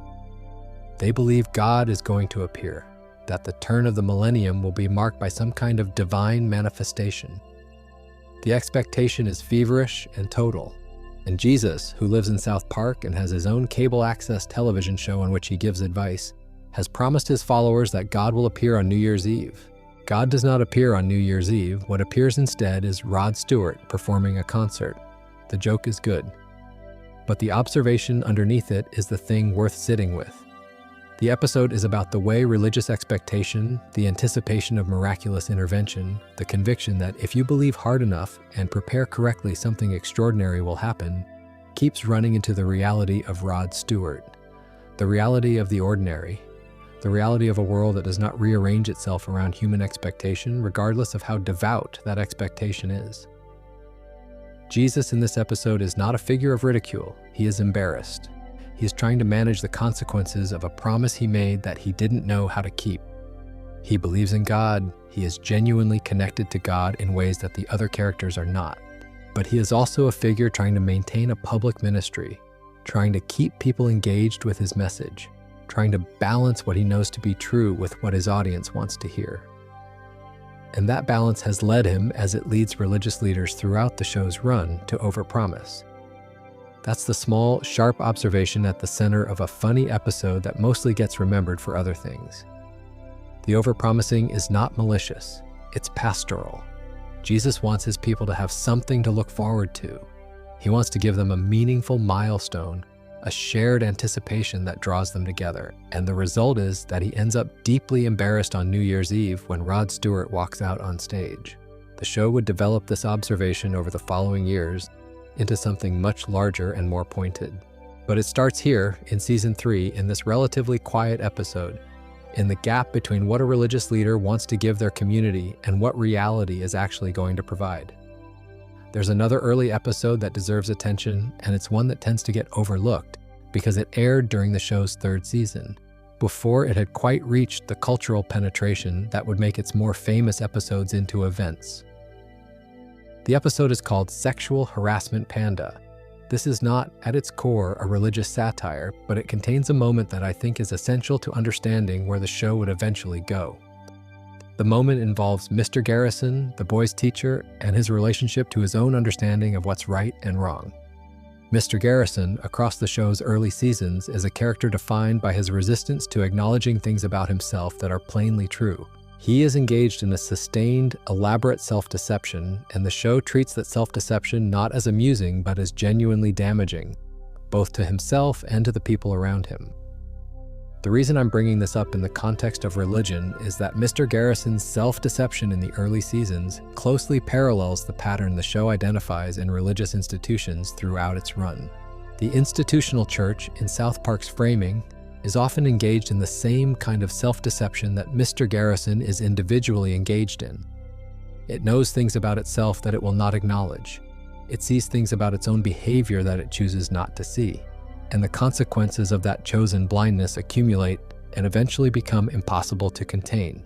That parallel is probably not fully intentional, but it runs through the show in a way that makes the individual character study of Mr. Garrison and the institutional critique of organized religion feel like expressions of the same underlying observation. That self-deception, at whatever scale, has costs, and those costs are usually paid by people other than the one doing the deceiving. I want to spend some time on something that the show does with increasing frequency as it moves into its later seasons, which is the deployment of religious iconography in contexts that are not primarily about religion, but that use religious imagery to make a point about something else. The clearest example of this is the Man-Bear-Pig arc. Man-Bear-Pig is introduced in Season 10 as a parody of Al Gore and his climate change advocacy. The creature itself is a monster that Al Gore insists is real and terrifying, while everyone around him dismisses it as an obvious fiction that the former vice president has invented to keep himself relevant. This is fairly clearly a parody of climate skepticism's framing of climate change as a political invention rather than a scientific reality. Here's where religion comes in. The show handles Man-Bear-Pig's theological dimensions explicitly in later seasons. In Season 22, the boys have grown old enough to recognize that they were wrong to dismiss Man-Bear-Pig as a fiction. The creature is real. It has always been real. And it is, in the show's cosmology, something close to a force of divine punishment. When the boys acknowledge that they were wrong, that they should have believed when they were told, the framework the show reaches for is explicitly religious. The acknowledgement of fault, the reckoning with consequences, the understanding that dismissal of a real threat as political fiction carries moral weight, all of these are framed in terms that echo the religious concept of sin and consequence. Satan dies by Man-Bear-Pig's attack in Season 22. This is a remarkable creative choice. The show's version of Satan, the emotionally complicated, lonely, sincere figure who's been one of the show's recurring presences for 2 decades, is killed by climate change. That is not a throwaway joke. That is a statement about the relationship between the mythologies we use to organize our understanding of evil and the actual material forces that threaten us. It is saying, in effect, that the ancient categories we've used to describe existential danger have been replaced by something new, something that doesn't fit the old theological framework, and that the old categories are not equipped to respond to it. Whether that's true is a question for another night, but it's the show using religious iconography to make an argument about the present moment and doing it with more sophistication than you'd expect from an episode that also contains jokes about farts. I want to return to the question of equal treatment because I've raised it a few times and I don't want to leave it unresolved. The argument that South Park makes about itself, the argument that Parker and Stone have consistently made publicly, is that they apply equal irreverence to every religion, that no belief gets special protection, that the same comedic framework applied to Christianity is applied to Islam, to Scientology, to Mormonism, to atheism. And as I've described across this entire conversation, there is substantial truth in that. The show has made deeply uncomfortable jokes about every major religious tradition it has encountered. But the Muhammad situation is real, and it represents a genuine departure from the equal treatment principle.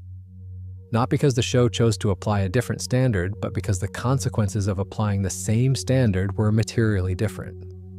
Satirizing the Catholic Church produces angry letters from the Catholic League. Satirizing Mormonism produces a Broadway musical and a cable drama about pioneers.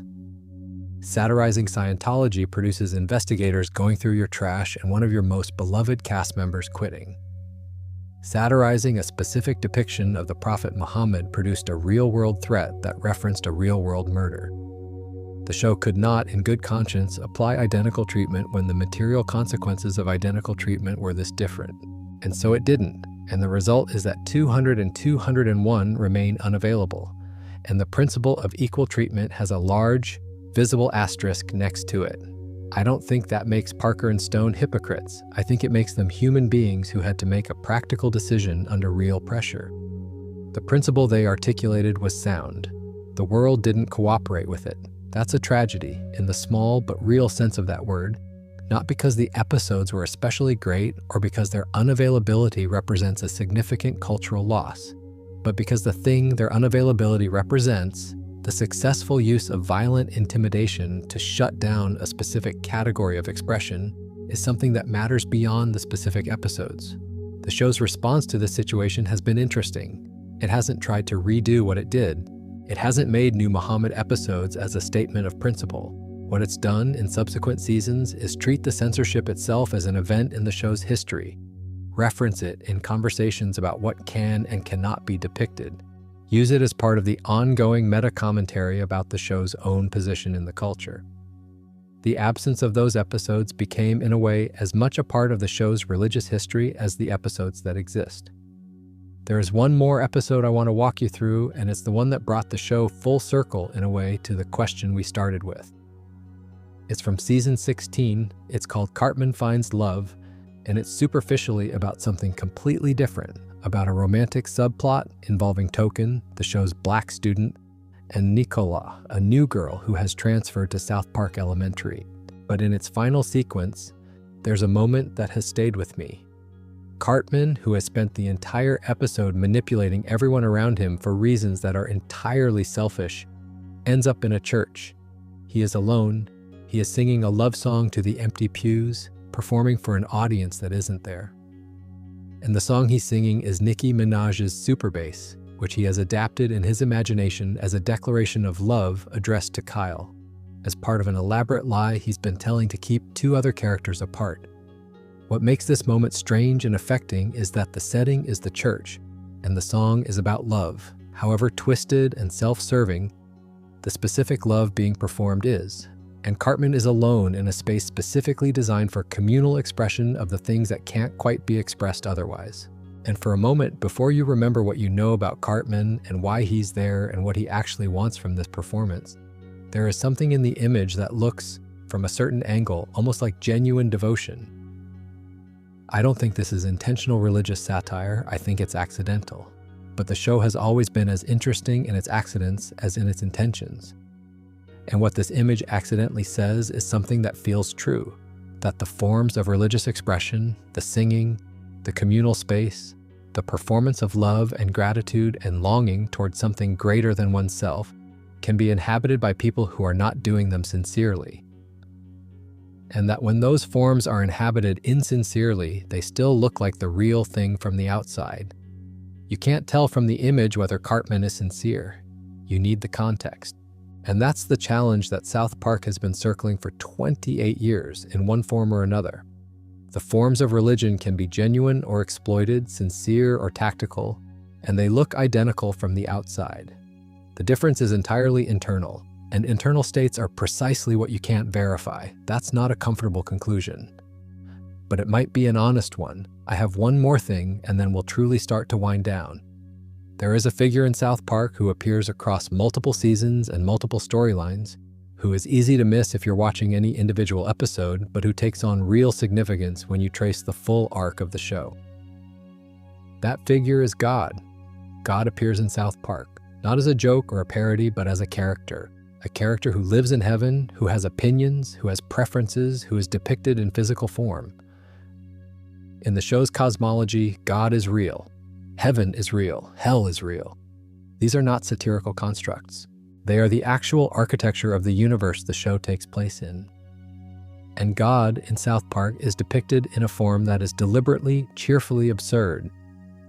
The visual design of God in the show is unlike any traditional religious iconography. It is not the bearded patriarch of Western Christian tradition. It is something else entirely, something that deliberately refuses to be what religious art has trained us to expect when we imagine the divine. Why does that matter? Because the show is doing something specific with that choice. It is making the argument through design rather than through dialogue, that whatever God is, if God is anything, it is not the image we have inherited. That the image, the tradition, the iconography, is a human construction that has been built up over centuries, and that mistakes itself for the thing it was supposed to represent, and that the actual thing, if it exists, is stranger and less manageable and less available for institutional administration than the image implies. That's a profound theological position delivered through a character design choice, and it has been consistent across every season of the show in which God appears. I don't know if Parker and Stone intended it as a theological statement. They probably didn't, or at least didn't primarily, but the effect is there. And it's worth noticing that even in the act of making God a character in a crude animated comedy, the show chose to make a choice about what God looks like that refuses every inherited image. The show has never resolved what it believes about the divine, and maybe that's the most honest position available to it. The question it keeps asking, which is what do you do with the people who claim to speak for God, contains within it a prior question that it has never tried to answer. Is there anyone there to speak for? Or to?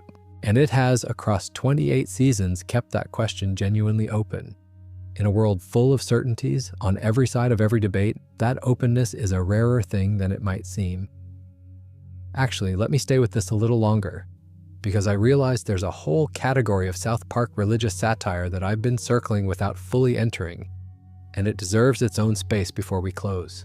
The show has, across its entire run, engaged repeatedly and specifically with the phenomenon of religious conversion. The specific moment when a person moves from one belief system to another, or from no belief to belief, or from belief to no belief. And the way it handles those moments tells you a great deal about what the show actually thinks is happening when a person makes that kind of shift. Randy Marsh is the show's primary vehicle for this because Randy Marsh is the show's primary vehicle for everything related to adult credulity and enthusiasm. Randy, across the show's run, has been everything from a geologist to a Colorado Avalanche superfan to the owner of a marijuana farm in rural South Park. He has tried and abandoned more identities than most people encounter in a lifetime, and several of those identities have been religious or quasi-religious in character. There's a recurring pattern in Randy's relationship to belief systems. He encounters something new. He becomes immediately, totally convinced. He reorganizes his life around the new conviction.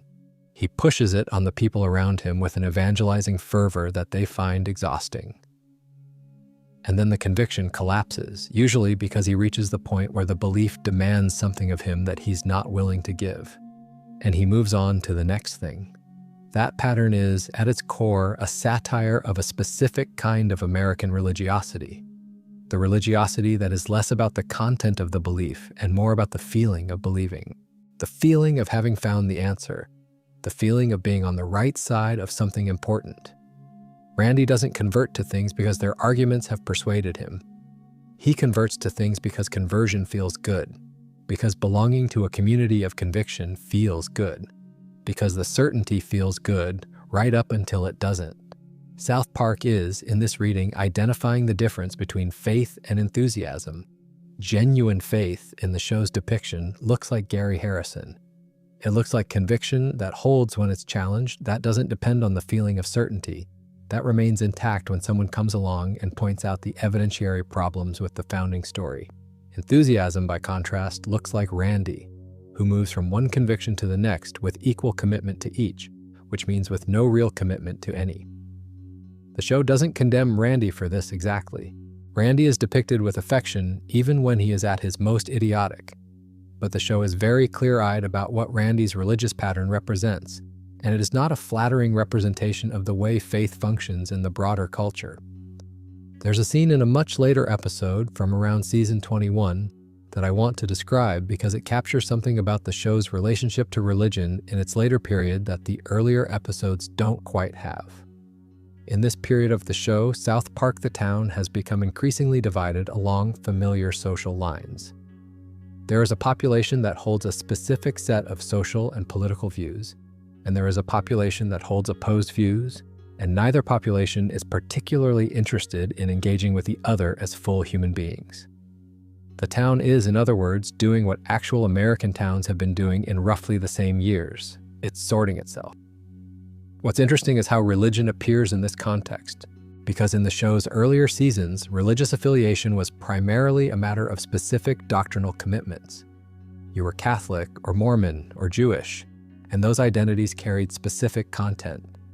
By the later seasons, religious affiliation has become something closer to tribal identifier. It signals which side of the sorting you're on more than it signals what you specifically believe about God. That observation, I think, tracks something real about what has happened to religious identity in American culture in the 21st century. The data on religious affiliation in America shows a dramatic rise in the percentage of people who identify as religiously unaffiliated, who call themselves none when asked about their religion. But the data also shows that political behavior and cultural affiliation have not become significantly less tribal.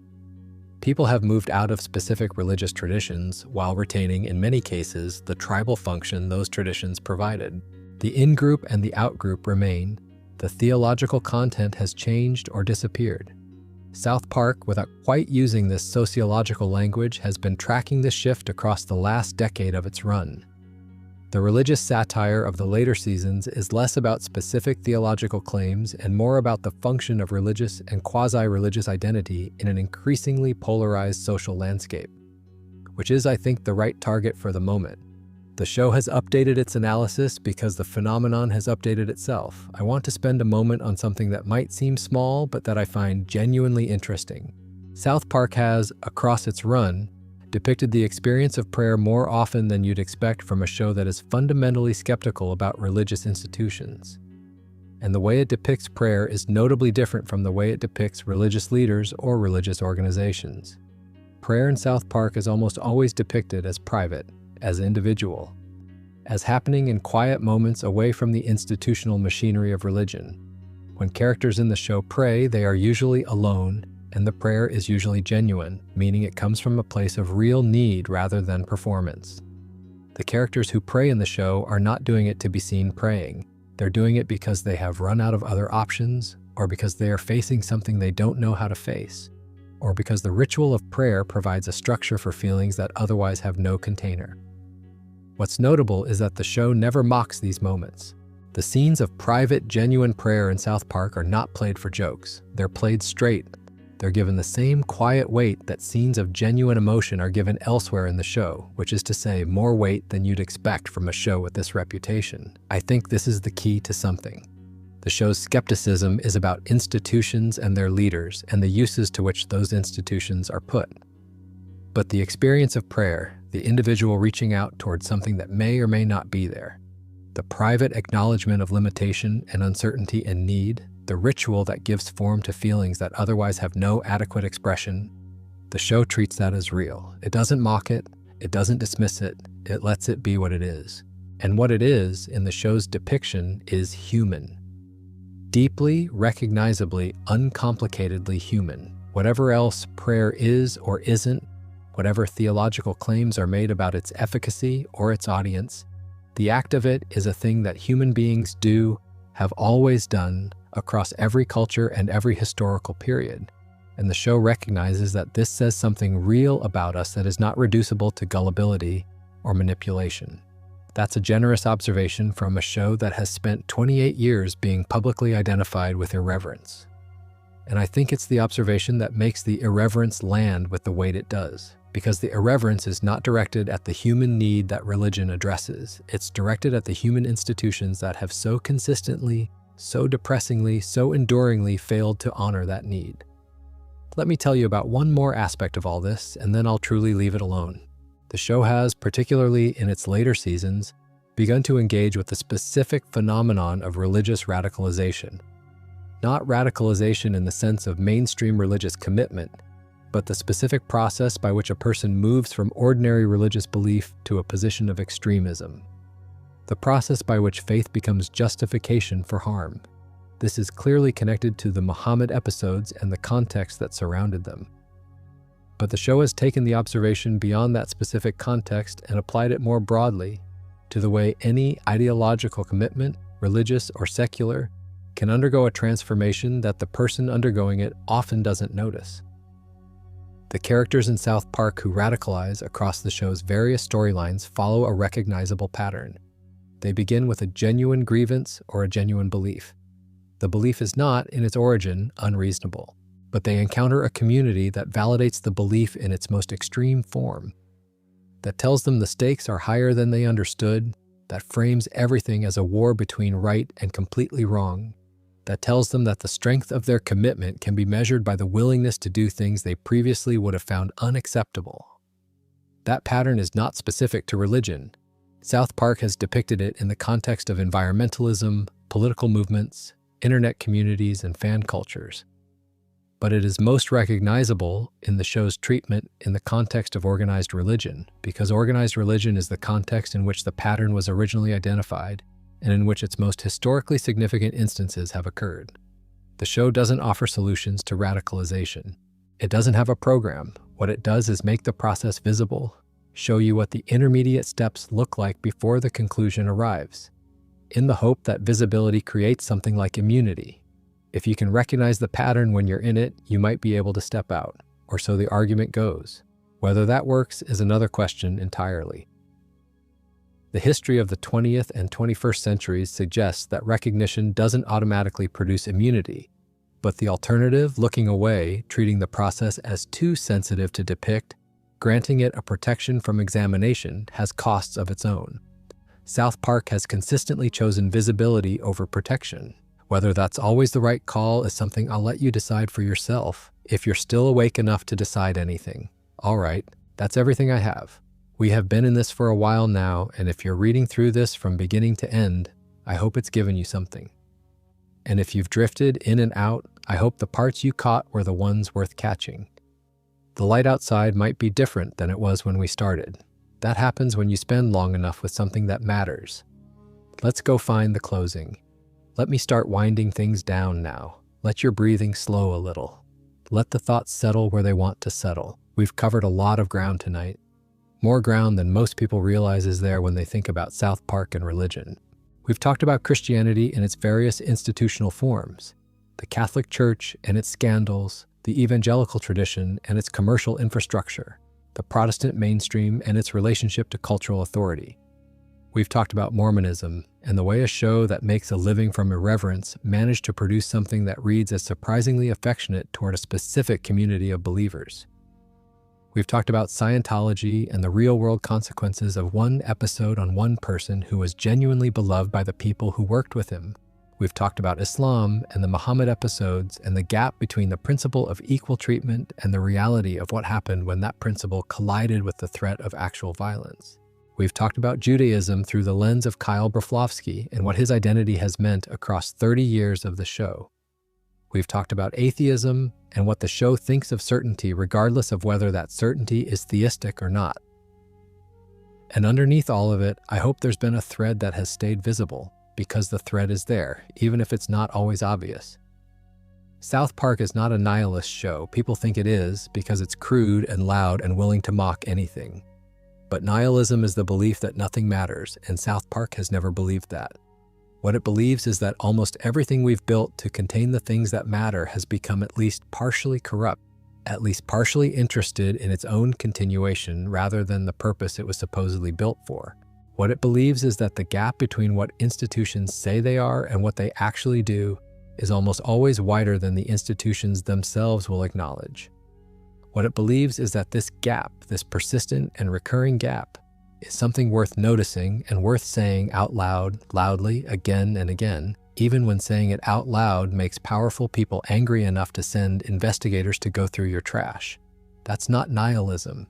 That's a very specific kind of optimism, actually. It's the optimism that says, if we can see it clearly enough, we can address it. If we can name it honestly enough, we can choose differently. It's the optimism that thinks honesty, even brutal honesty, even uncomfortable honesty dressed up as a cartoon about foul-mouthed children in Colorado, is more useful than comfortable silence. Whether it's right about that is another question entirely. There's an argument to be made that 28 seasons of increasingly precise religious and institutional satire hasn't produced measurable change in the behavior of religious institutions. That the Catholic Church is still the Catholic Church, that Scientology is still Scientology, that the prosperity gospel preachers are still prospering, that satire, no matter how sharp or sustained, is not the same thing as reform. That argument has real force. I don't want to pretend it doesn't, but I also think there's something to be said for the show as a record, as documentation. When future historians want to understand what the first 2 decades of the 21st century felt like from the inside, they will find South Park's religious episodes as primary sources. They will find in those episodes an account of what it looked like when the distance between institutional faith and institutional practice became too large to ignore. What it looked like when the tension between free expression and the fear of violence became impossible to manage gracefully. What it looked like when a nation that defined itself partly through a tradition of religious freedom found itself increasingly unsure what that meant or who it was supposed to protect. The show didn't just satirize those tensions, it embodied them, it lived inside them. It sometimes contributed to them in ways that weren't always comfortable to watch, and it kept going anyway. I've been thinking, as we've been going through all of this, about a specific moment from All About Mormons that I keep coming back to. It's not the famous ending, the Gary Harrison speech, though that's remarkable. It's an earlier moment, smaller, quieter, that doesn't get talked about. There's a scene where the Harrison family explains their faith to Stan's family, the Marsh family, who are nominally Catholic in the way that a lot of American families are nominally whatever they were raised as. And Randy Marsh, listening to the Harrisons describe their beliefs, their practice, the way their faith organizes their daily lives and their family relationships, looks genuinely moved. Not because he's convinced the theology is true, because he recognizes something he's lost, some sense of meaning, some community orientation, some framework for how to live that his own nominal faith has been too watered down and inconsistently practiced to provide. Randy is not going to become Mormon. The episode makes that clear eventually. He will convert briefly and then convert back because that's what Randy does. He pursues enthusiasms and then abandons them when they become difficult. But that brief, quiet moment of recognition, of seeing in someone else's faith something he'd forgotten was possible, is one of the most human things the show has ever depicted. Because I think that's what's actually at the center of South Park's engagement with religion across its entire run. Not mockery, not dismissal.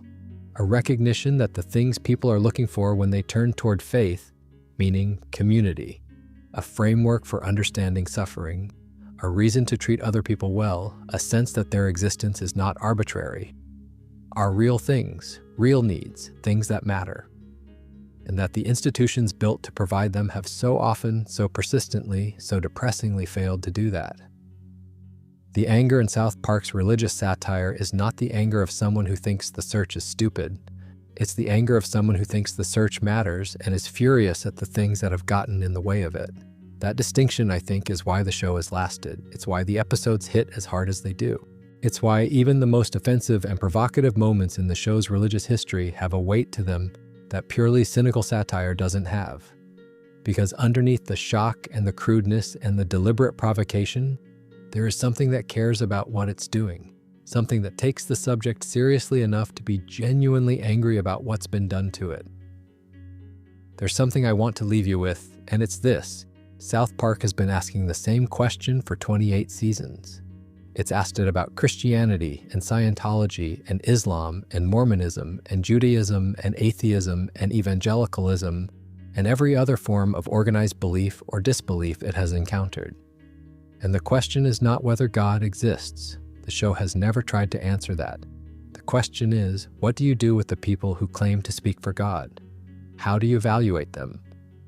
How do you know when they're serving the thing they claim to represent and when they're serving themselves? How do you hold on to whatever is genuine and real and valuable in a tradition when the people managing that tradition keep finding ways to compromise it? These are hard questions. They are questions that human beings have been asking for as long as there have been human beings organizing themselves around shared beliefs. They are questions that have produced reform movements and revolutions and schisms and heresies and countless quiet, private moments of individual doubt. They are questions that will not be resolved by a cartoon about 4 kids in Colorado, but the cartoon asks them anyway, loudly, crudely, sometimes irresponsibly, sometimes with surprising grace. It asked them at the specific cultural moment of the early 21st century when those questions took on new urgency, when the relationship between religious institutions and political power and cultural authority was being renegotiated in real time, when the internet was beginning to make it possible for any critique to travel at a speed that amplified consequences in ways no one had quite anticipated. South Park was in the middle of all of that, and it kept asking, the boys will still be at the bus stop in the morning. That's the thing about South Park. Whatever controversy erupts, whatever episode gets banned, whatever voice actor leaves, whatever international incident follows from a particular creative decision, the boys go back to the bus stop. Stan and Kyle and Cartman and Kenny in their coats and hats in the snow waiting for the school bus. Another day in South Park, Colorado, another episode about to begin. There's something steady in that, something that has earned through sheer persistence a kind of reliability. The show will be there. It will have something to say about whatever is happening. It will find the contradiction at the center of it and press on it until something gives. It will make you laugh in a way that makes you slightly uncomfortable. And then it will leave you with a question you weren't entirely expecting to carry home with you. That's what it's done with religion for 28 years. That's what it will probably keep doing for however many years remain on whatever contract Parker and Stone sign next. And somewhere in all of that, in the Scientology episode and the Mormon episode, in the episodes that no longer exist and the episodes that should have been more controversial than they were, and the episodes that quietly said something real underneath the noise, somewhere in all of that is something worth thinking about, something worth sitting with on a quiet night, with the lights off and the world outside at rest. Not answers. South Park doesn't do answers, but questions. The right ones, asked in the wrong way, which is sometimes exactly what you need. All right, that's everything for tonight. If you're still awake, I hope something in there was worth staying up for. If you drifted off an hour ago, I hope the sound of it was comfortable to fall asleep to. Either way, you're exactly where you're supposed to be. The things we talked about tonight will still be there tomorrow if you want to think about them in the daylight. The episodes are mostly still there, legally or otherwise, if you want to watch them with fresh eyes. The questions are definitely still there. They always are. But for right now, it's late. And you've done enough thinking for one night. Let whatever's left in your head just settle. Let your breathing slow down a little more. Let the room be quiet. South Park will still be going when you wake up. It has been for 28 years. And it has at least 5 or 6 more years on its current contract, so it's not going anywhere. You can think about it all again then. For now, sleep. Good night. Sleep well. And if you happen to dream about a small, frozen mountain town where nothing is sacred and everything somehow matters anyway, well, you wouldn't be the first. See you next time.